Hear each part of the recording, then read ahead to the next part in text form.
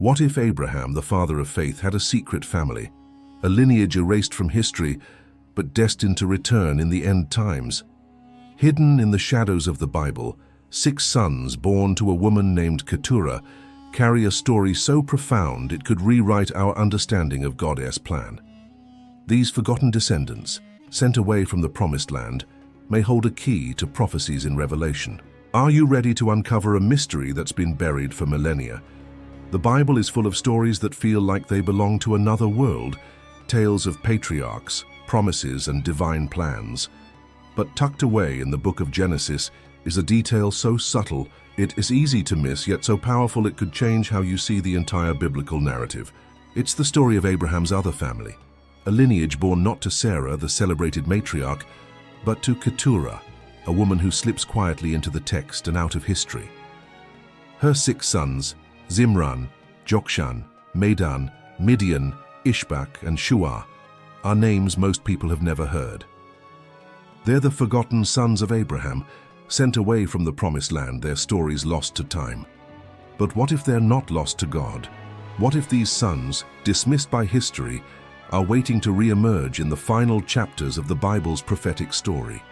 This is their tale, a journey of mystery, exile, and a redemption that spans centuries. Keturah's quiet entrance. Imagine Abraham, the father of nations, standing at the twilight of his life. Sarah, his beloved wife and the mother of Isaac, has passed away. The promise of a chosen nation rests on Isaac's shoulders. But then, almost like a whisper, Genesis 25:1 introduces a new figure. Then again, Abraham took a wife, and her name was Keturah. She's not given the spotlight like Sarah. No divine promises herald her arrival. Yet from her womb come 6 sons, each a direct descendant of the patriarch whose faith shaped the world. Their names, Zimran, Jokshan, Medan, Midian, Ishbak, and Shuah, carry the weight of tribes, cultures, and destinies. But unlike Isaac, they're not heirs to the covenant. They're the other sons, the ones sent away, their stories fading into the sands of the East. Who was Keturah? Some ancient rabbis, like Rashi, believed she might be Hagar, the Egyptian mother of Ishmael, returning under a new name, her identity purified. If true, her sons would carry an Afro-Semitic heritage, their dark skin reflecting the Cushite roots of their mother. Whether Keturah was Hagar or another, her sons were undeniably Abraham's, their blood tied to the patriarch but not to the messianic promise. They were given gifts, provision, and a direction, east, away from Isaac, away from the promised land. Genesis 25:6 is clear. Abraham gave all that he had unto Isaac, but unto the sons of the concubines Abraham gave gifts, and sent them away from Isaac his son while he yet lived, eastward unto the east country. This separation wasn't rejection, it was a different destiny. But what kind of destiny? And why does the Bible seem to let them vanish, the sons who built nations? Each of Keturah's sons carried a name that hinted at the peoples they would father. Zimran, meaning musician or song, might have led tribes rich in oral traditions, their voices echoing through the deserts of Arabia or the eastern coast of Africa. Jokshan, whose name means snare or hunter, gave rise to 2 significant descendants, Sheba and Dedan. These names resonate through history. Sheba, known for its caravans of gold and spices, and Dedan, a desert people tied to trade routes. Medan, meaning strife or judgment, is a shadow in the records, his people perhaps scattering early, their story lost to time. Midian, also tied to strife, is the most prominent, his descendants, the Midianites, playing a complex role in Israel's history. Ishbak, meaning to release or let go, suggests a lineage that drifted far, blending into distant cultures. And Shuah, meaning wealth, points to a people of commerce, possibly linked to Bildad the Shuhite in the book of Job, a man from a land of merchants. These weren't just individuals, they were the seeds of nations. Their Afro-Semitic features, born from Keturah's presumed Cushite roots, marked them as a bridge between Abraham's Semitic lineage and the African world. They built kingdoms, traded spices, and shaped the ancient Middle East. But unlike Isaac's line, they carried no covenant, no promise of a chosen land. They were sent east, their stories fading from the biblical spotlight. Yet their absence feels deliberate. like a pause in a song waiting for the melody to return. The Midianites, allies and enemies. What if the sons of Abraham became Israel's greatest rivals? The Midianites, descendants of Midian, are the most visible of Keturah's legacy. Their story is a tangled dance of friendship and conflict. When Moses fled Egypt, it was to Midian he ran, finding refuge among them. He married Zipporah, a Midianite woman, and her father, Jethro, a priest, became his guide. This connection feels like a bridge between Abraham's two families, a moment of unity. But the harmony didn't last. By Numbers 25, the Midianites allied with Moab to seduce Israel into sin at Baal Peor, one of the darkest moments in the wilderness. Later in Judges 6, they oppressed Israel, raiding their lands until Gideon rose to defeat them. How could Abraham's own blood turn against the nation of promise? The answer lies in the distance, geographic and spiritual. Sent away from the covenant, the Midianites forged their own path. They became a powerful people, controlling trade routes, their culture vibrant but separate. Their story shows the complexity of God's plan. Even those outside the promise play a role. They weren't cursed. They were given gifts, a destiny. But without the covenant, their path diverged, sometimes into opposition. Yet their presence in Scripture isn't random. They're a reminder that God's story is bigger than one nation, one lineage. The echoes of Sheba and Dedan. What if the Queen of Sheba was more than a legend? Jokshan's sons, Sheba and Dedan, carry a legacy that ripples through the Bible. Sheba is famous for its wealth, its caravans laden with gold, incense, and spices. The Queen of Sheba, E's visit to Solomon in 1 Kings 10, is a moment of awe. Her gifts and questions testing the king as wisdom. Dedan, less prominent, appears in prophetic judgments, tied to desert tribes and trade. These peoples born from Keturah weren't just merchants, they were players in the biblical world, interacting with Israel through alliances and conflicts. Ezekiel 25:13 and Jeremiah 25:23 mention Dedan among nations facing judgment, yet their Abrahamic roots tie them to a deeper story. Sheba and Dedan weren't part of the covenant, but they weren't forgotten. Their wealth and influence made them significant, their caravans crossing the ancient world, connecting empires. They carried Abraham's blood, his legacy, even if they stood outside the promise. Their story hints at a truth. God's plan includes those on the margins, those sent away. But could their role be even bigger? Could they return in a way no one expects? The prophetic return. What if the forgotten sons are destined to come back? The Old Testament prophets drop a stunning clue.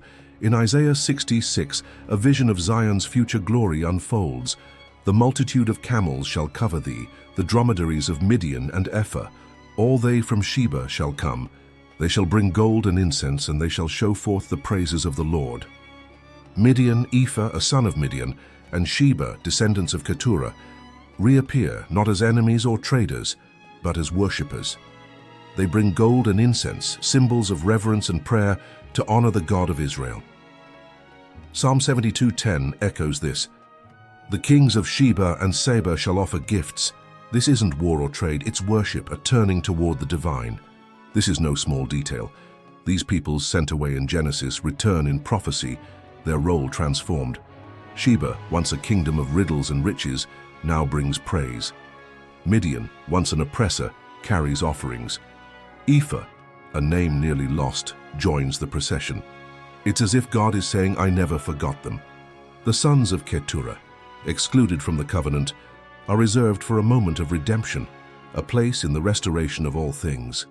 Their return isn't about merit, it's about God's grace, a plan so vast it includes those history ignored. The mystery in Revelation. What if Keturah's sons are part of the end times? The book of Revelation paints a cosmic picture of redemption, with 144,000 sealed from the tribes of Israel in Revelation 7. At first, this seems to exclude anyone outside Isaac's line. But then the text shifts. After this I beheld, and lo, a great multitude, which no man could number, of all nations, and kindreds and people and tongues, stood before the throne and before the Lamb. Revelation 7:9. This multitude, drawn from every corner of the earth, opens a door. Could Keturah's descendants, scattered across the Middle East, their blood flowing through ancient kingdoms. Be among them. These peoples formed tribes, traded with empires, and clashed with Israel. Over centuries, their descendants spread, their identities blending into the nations. Could some have heard the gospel, their Abrahamic roots touched by faith?